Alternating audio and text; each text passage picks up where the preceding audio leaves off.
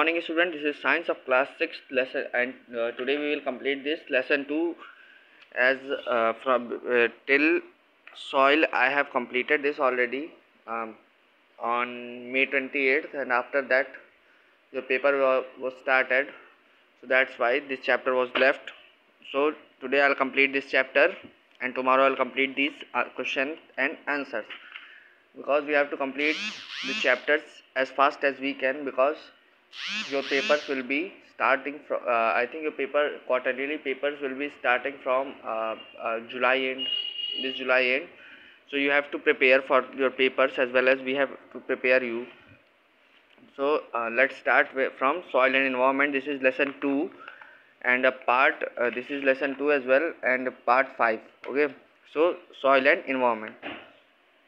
So there are many types of soil. Different soils are shaped by different environmental factors, including weather, lands and organizations that live where the soil is formed. तो क्या होता है कि कई तरीके की soil होती हैं, अलग अलग तरीके की सॉइल अलग अलग शेप में होती हैं, अलग अलग इन्वायरमेंट फैक्टर्स होते हैं उनके, मतलब जैसे इन्वायरमेंट फैक्टर्स, काली मिट्टी कहीं और मिलती है, भूरी मिट्टी कहीं और मिलती है, उसी तरह तो अलग अलग फैक्टर्स होते हैं उनका। वेदर, मतलब जहाँ पर काली मिट्टी मिलेगी उसके हिसाब से, काली मिट्टी के हिसाब से वेदर होना चाहिए, मौसम होना चाहिए, इन्वायरमेंट के फैक्ट्स होने चाहिए, उसी हिसाब से पानी मिलना चाहिए, ठीक है। लैंड वो उसी तरह की होनी चाहिए, ऑर्गेनिजम्स वहाँ के रहने वाले उसी तरह के होने चाहिए, ठीक है। अब the soil type in a place has important influence on the kinds of thing that can live in that place. तो क्या होता है कि सॉइल टाइप उस प्लेस की, किसी भी प्लेस की सॉइल टाइप बहुत इंपॉर्टेंट इन्फ्लुएंस डालती है उन लोगों पर जो कि वहाँ पर रहते हैं। For example plants such as cacti and fleshy plant grow best in desert soil which is rich in material though there is little और नो ह्यूमस इन इट। तो क्या होता है कि जैसे प्लांट्स जैसे कि मतलब प्लांट जैसे कि कैक्टस हो गया, फ्लैशी प्लांट्स हो गए, वो डेजर्ट सॉइल में, रेगिस्तानी मिट्टी में ज़्यादा अच्छे उससे उगते हैं क्योंकि वो मिनरल्स में रिच होती है, लेकिन उसके अंदर उसमें ह्यूमस एक भी प्रेजेंट नहीं होती है, ठीक है।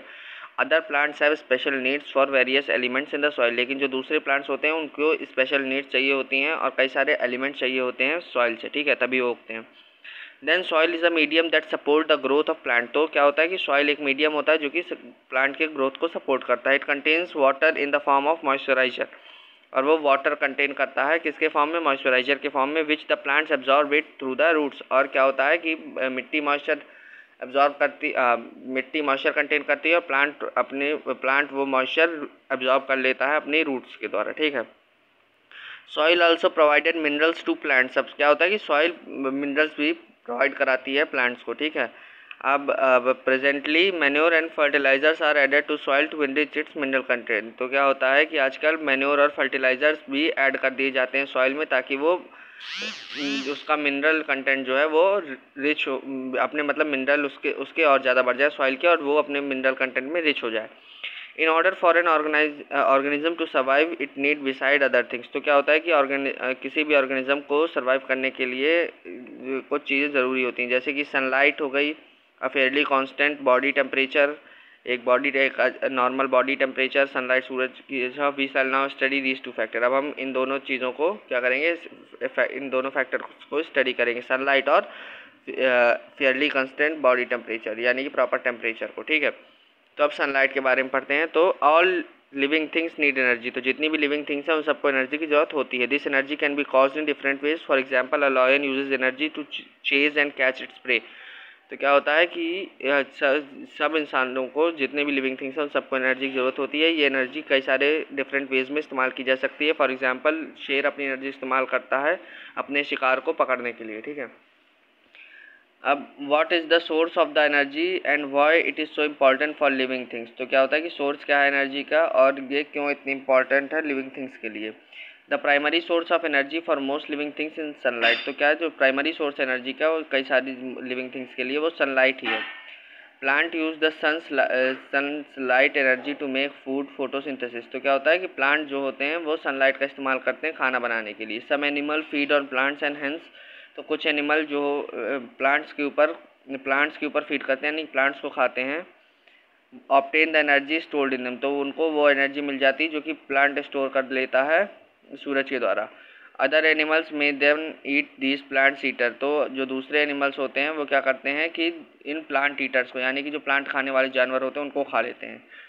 This way the energy from the sunlight is passed on from one living things to another, तो इस तरीके से जो कि सनलाइट की एनर्जी थी जो कि सनलाइट के द्वारा फॉर्म करी गई थी, वो एक जगह से दूसरी जगह पास होती रहती। जैसे पहले प्लांट से आई भेड़ ने घास खा ली, तो जो घास में जो घास है पेड़ पौधों में जो भी फोटोसिंथेसिस के द्वारा सनलाइट सोखी गई थी वो भेड़ ने खा ली, ठीक है। अब भेड़ को शेर ने खा लिया, तो वो एनर्जी पहले भेड़ के पास गई, फिर अब शेर ने खाया तो वही एनर्जी अब शेर के पास गई, लेकिन उनका कंटेंट जो रहता है वो बहुत कम रहता है। जैसे कि प्लांट्स के पास 100% एनर्जी रहती है, फिर जो प्लांट को खाते हैं उनके पास 70% एनर्जी रहती है। अब जो भेड़ को खाएगा उसको 35% एनर्जी मिलेगी, ठीक है।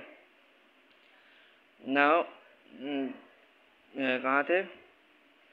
Sunlight is the utmost importance for growth of plants, तो सनलाइट क्या है कि सबसे इम्पॉर्टेंट चीज़ है प्लांट की ग्रोथ के लिए। How intensely a plant need sunlight may be observed easily by placing a plotted plant for a few days, तो क्या होता है कि सनलाइट क्या है, अटमोस्ट इम्पॉर्टेंस, सबसे इम्पॉर्टेंट फैक्टर है ग्रोथ प्लांट के लिए, और वो कितने अच्छे से प्लांट की नीड को ऑब्जर्व करके अगर आपको लगता है कि प्लांट को सनलाइट की ज़रूरत नहीं होती है तो उसको आप ऑब्जर्व कर सकते हैं। किसी भी नए प्लांट को आप रख दीजिए सूरज के कोने पर, तो जिस जगह पर सूरज की रोशनी आ रही होगी उसी तरफ को उसका मुंह हो जाएगा, ठीक है। Hence it is obvious that the plant cannot grow in darkness, तो ये ऑब्वियस हो जाता है कि प्लांट कभी भी अंधेरे में नहीं उग सकते हैं, डार्कनेस में नहीं उग सकते हैं, ठीक है।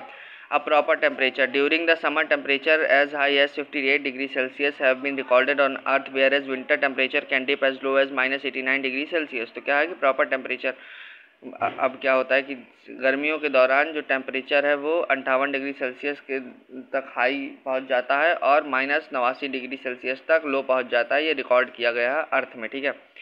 Most organisms can not survive at such temperatures, तो कई सारे